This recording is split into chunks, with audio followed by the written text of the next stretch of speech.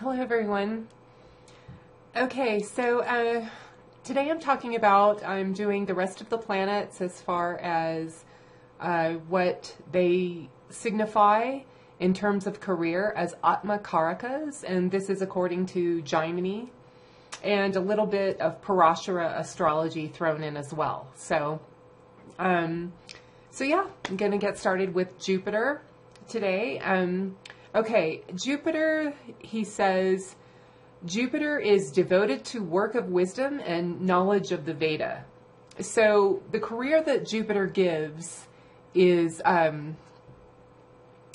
priests, monks, gurus, people who are faith-based, who counsel in a faith-based way.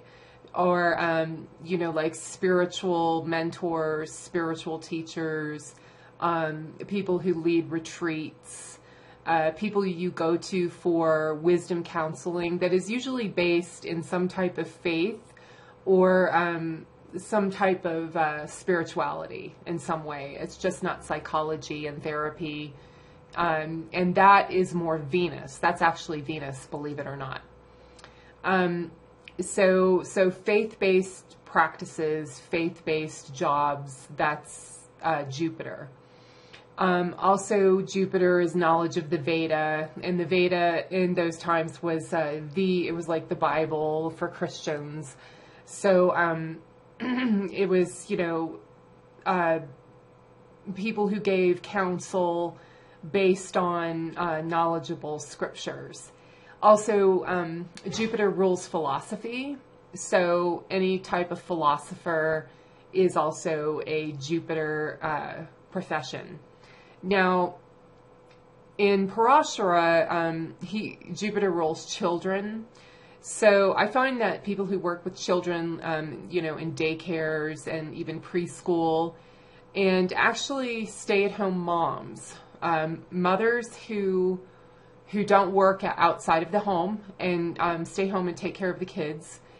That's I've seen that I can think of many examples where that is a Jupiterian profession because your job is your children. So that's what Jupiter gives.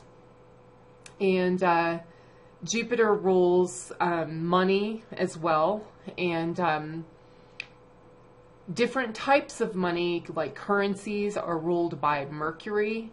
So people who work in currencies, like stock markets and or trading in currencies, would have a Mercury-Jupiter either conjunction. One of them is their Atmakaraka, or they're Rashi aspecting each other, something in that capacity.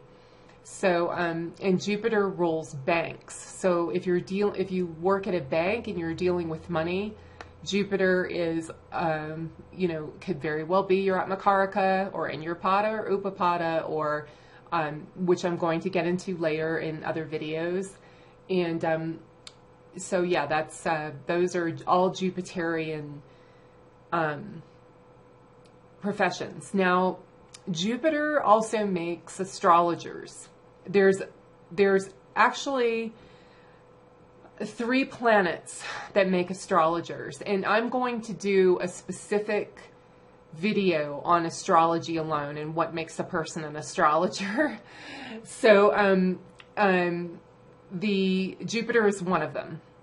Jupiter, Ketu, and Venus, believe it or not, those 3 planets, and their association with the 8th house. These combinations of planets and house make a person an astrologer. And I'm going to do a video on that. That's a completely separate issue because it's not just the Atmakaraka. It can be in the writing combinations that Jaimini was talking about. I did a video on writing combinations and authorships, and those same rules apply to being an astrologer. So I'm going to do a separate video on that. But just keep in mind that Jupiter is one of the planets that can rule astrology. Now, the reason that is the reason Jupiter rules faith-based counseling and Venus rules psychologically based counseling is because there's a myth about it, another myth. And that's what I love about Vedic astrology is all of the myths involved with the planets, and they have their own names and their own myths. And the myths really reveal a lot about what they do in our lives. So there was a war going on. There's always a war going on between the Devas and the Asuras, which are demons. And not like the Christian sense of demons, you know, fire and pitchfork, but more like the giants in the Nordic myths or the Titans in the Greek myths. And so they were considered the demons or the Asuras. And so the Jupiter is the guru or the leader, the spiritual mentor of the Devas. And Venus is the spiritual mentor or guru of the Asuras. And so Jupiter has more wisdom-centered, loftier kind of role than the Venus, because the Asuras are more concerned with materiality, and Venus is much more concerned with materiality than Jupiter is. Now, it's interesting because Jupiter and Venus are enemies. They're great benefics, but they're actually enemies in the Vedic system. So when they're together, they harm a house. If they're conjoined in a sign, they will harm a house. Also, when a person goes into either Venus-Jupiter or Jupiter-Venus period, usually someone dies. Someone close to them dies. It can cause death. When you see Jupiter and Venus conjunct in a solar return chart or a Varshafal chart, that house that it's affecting could signify the death of whatever. If that house signifies a person, it could signify that, or an extreme illness, because they're bitter enemies and they're fighting each other. There's a huge war going on. So that's interesting to keep in mind about Jupiter and Venus. Okay, so the next one is Venus. Thursday, then Friday, right? Okay, this is what Jaimini says about Venus. Venus as the Atmakaraka is a king's servant, amorous, and having 100 senses. And, okay, a king's servant is pretty self-explanatory. A personal assistant. You can be someone's personal assistant. You're actually the number 2 in command under the boss. What else? You know, you're actually the one that the boss goes to. You're very trustworthy in the workplace. You're the one that he or she goes to make sure that the job gets done. So that's kind of a general thing of what Venus means as a king's servant. And the second one is amorous. So Venusian professions are prostitution, being a stripper, you know, porn star, masseuse, you know, that's also a prostitute. Those are Venusian professions. But see, now this is still a foundation. That doesn't mean just because you have Venus as a Karaka, you're going to be a prostitute. This is just a foundation. I'm going more into depth about the careers as I make more videos. So yeah, there that goes. And then 100 senses. So when I was talking about in the last video, when you have Venus and the moon together, it rules luxuries. Well, if you just have Venus as a Karaka, it can make you also work in Venusian professions, like travel for leisurely purposes, anything that has to do with spas, you know, selling hot tubs, something like that. You know, a beautician, massage therapist, any kind of psychological therapy is ruled by Venus. And this is more of in the Parashara, what Parashara says about Venus, because Venus comforts. Venus is the comforting planet. If you deal in food, that's ruled by Venus. If you are a grocer, that's ruled by Venus.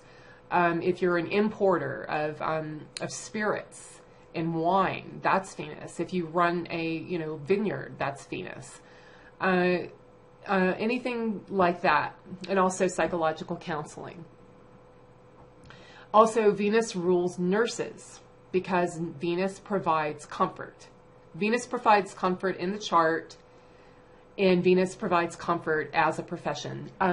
When you see a hammered Venus in a chart, when somebody's Venus is just shot to hell, that person can have addiction problems. And the reason that is because they don't feel comforted.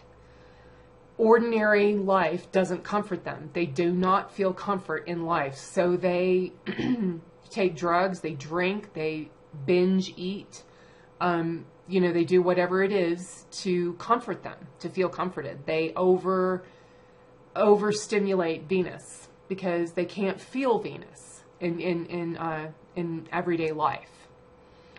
And if you see Venus with the Sun a lot, with Saturn, or with both, or with Rahu, then you can see the person might have some addiction issues. They can be addicted to sex. They can continually go to prostitutes, or just want to be a nymphomaniac or whatever it is. So that's what happens when Venus is harmed in the chart, because Venus rules comfort. Now, oh God, I was going to say something important, but it just flew out my brain. Okay, it'll come back to me. Yeah, it'll come back to me. Okay. So the next one is Saturn. Now, Saturn by itself, he doesn't give a career by himself. He has to give a career of the planet conjoined him, or a planet Rashi aspecting him, the strongest planet Rashi aspecting him. But what Jaimini says about Saturn is a life of accomplished deeds. And what that means is people who have Saturn as the Atmakaraka, not all, but this is generally speaking, people who have Saturn as the Atmakaraka tend to work hard. They tend to work very hard, and when they do have their profession, they tend to excel in it, because Saturn is getting down and getting to work and doing the hard work. And Saturn is a loner. He wants to be alone all the time. And to really do something great, we need to be able to be alone, to figure out, to research, to put our concentration and focus on one thing. We have to have the ability to be alone and not be constantly stimulated by social activity, or even, now it's social media, whatever it is. The person has to be able to work hard and apply themselves and focus. And all of those things are ruled by Saturn. Now, by himself, he does not give a career. But Saturn and Rahu, if you see Saturn and Rahu together, and Saturn is the Atmakaraka, then the person can be a drug dealer. That's what Jaimini says. He actually says, the actual words are, let me find it here. Saturn and Rahu consuming, imparting betel leaves. And in India, betel leaves it's kind of like caffeine, taking caffeine. You chewed it and you got a buzz. It gave you a kind of a high. So that's what Saturn and Rahu together mean. Now, Rahu by himself, okay, this is interesting. There's a lot of controversy about whether Rahu can be an Atmakaraka or not. The system that I follow, what I use, Rahu cannot be an Atmakaraka. There's a 7 Karaka scheme, and the 7 embodied planets are Karakas. Rahu and Ketu are not embodied, and they don't have bodies because we can't see them. And I use this system where it's only 7 Karakas, meaning the Sun through Saturn. And Rahu is not a Karaka. Now, there are people who do use the 8 Karaka scheme, And, that's fine and that's good for them, but I do not use that. So Rahu cannot be a Karaka. However, Rahu with the Atmakaraka can give professions. And I have found that Rahu with the Atmakaraka, without Saturn involved, can also make a person a drug dealer.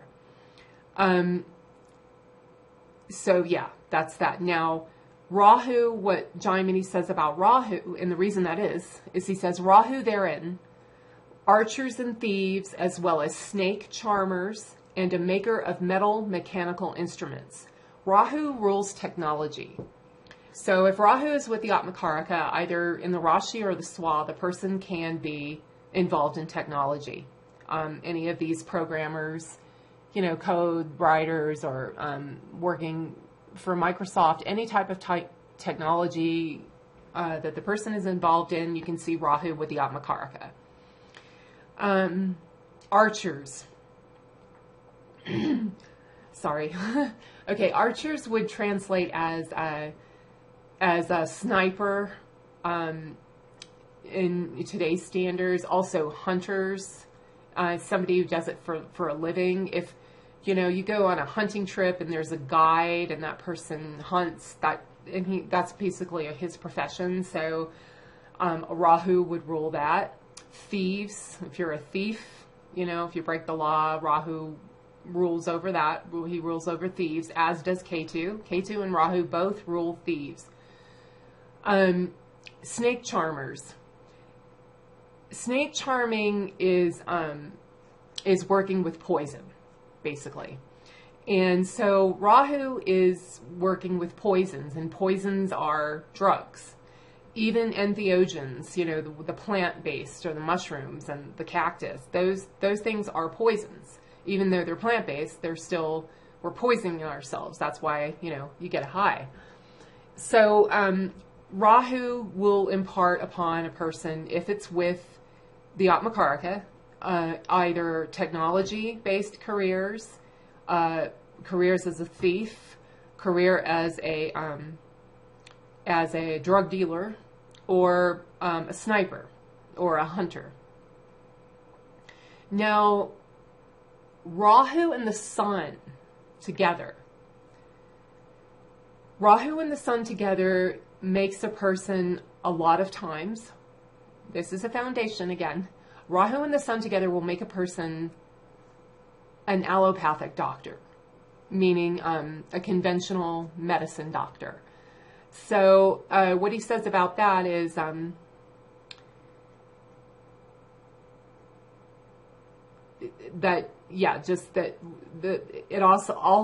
always happens that the Sun and Rahu together can make a person an allopathic doctor. Also, I've seen Rahu by himself with the Atmakaraka, if the Atmakaraka is not the Sun, make a person a doctor, an allopathic doctor, conventional medicine doctor. So yeah, there you go. And then you have to have the 6th house involved, because the 6th house is the house of health and healing. Okay? Okay, so Ketu. Ketu says, Ketu therein, an elephant dealer and a thief. What is an elephant dealer? Well, in India, in those days, elephants were transportation. So that's selling cars, basically. But also, it can be selling anything, like a pawn shop kind of person, or a person who does odd jobs to get by, just like, selling their expertise, or like a handyman, selling their talents, their skills, but also if they have, trinkets to sell, like a pawn shop, or a used car salesman, or just somebody that does odd jobs just to make ends meet. And also K2 rules thieves as well. And, so odd, when I read this, I thought it was so odd, because K2 is such a spiritual planet. K2 means moksha, enlightenment. K2 can give enlightenment. K2 gives incredibly advanced experiences in meditation. And, I was wondering, well, why does K2 rule such, professions of people who are breaking the law or, you know, just kind of whatever, doing whatever just to get by. And you know what? That's because a lot of spiritual people, they don't care about career. You know, they don't, having a stable life or a home life and making a lot of money, or not even a lot of money, just enough money to, you know, have all of the things we consider to be important in modern life, the spiritual people really don't care about, you know. And they would go off, in the old days, they would just go off to the ashram or the monastery or whatever it was and, you know, live their life there. But if you couldn't do that, they weren't really, you know, preoccupied with thoughts of trying to make it in the world, you know, or have a bunch of friends or be social. So they just did whatever they needed to do to sustain their physical body so they could meditate or pray or just, you know, merge with nature or whatever it was. So that kind of made sense after I thought about it in that way. Okay, so yeah, that's it. I've done them all. I did Jupiter, Venus, Saturn, Rahu, and Ketu. Yep, that's it. And if you missed the first one, in that one I covered the Sun, Moon, Mars, and Mercury, and what they give as Atmakarakas. Now, in the next videos, I'm going to talk about other significations of careers. So this I just talked about if these planets were your Atmakaraka, or they were joining the Atmakaraka either in the birth chart, which is called the Rashi, or the Navamsa. And the placement of the Atmakaraka in the Navamsa is called the Swamsha or the Swa. And any planets conjoined them. Oh, and another thing I want to say about Ketu. Ketu in the ascendant, or your ascendant lord joined with Ketu, or even sometimes your Atmakaraka joined with Ketu, and this kind of ties in with its elephant dealer description. The